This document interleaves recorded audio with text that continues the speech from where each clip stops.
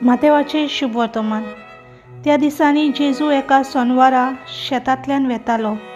ताचे शीस भुकेल्ले देखून कोनशो काडून खावंक लागले। फरिसेवांनी ते पळोवन ताका म्हणलें, सोनवारा दिसा करूं नजो तें काम हे पळे तुजे शीस करतात। पूण ताणें तांकां सांगलें, दाविदाक आनी ताच्या सांगाता आसलोल्यांक भूक लागली तेन्ना तांणी कितें केलें तें तुमी वाचूंक ना? तो देवाच्या घरांत गेलो आनी ताका आनी ताच्या बरोबरच्यांक खावंक सोदत्या नासली, पूण फकत यात्निकांनी खावन येताले।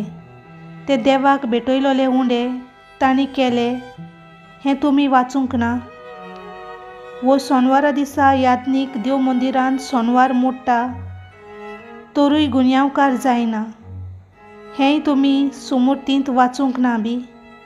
तर हांव तुमकां सांगतां, देव मंदिरा परस व्हड कोण एकलो हांगा आसा। म्हाका दया जाय, म्हाका बोली जाय, ह्या उतरांचो अर्थ तुमी जाणो आसल्यात जाल्यार केन्नाच निरपराधी मनशांक तुमी गुन्यांवकार करचे नासलेत। तर मनशाचो पूत सोनवाराचोय दोनी। देवाचें उतर हें।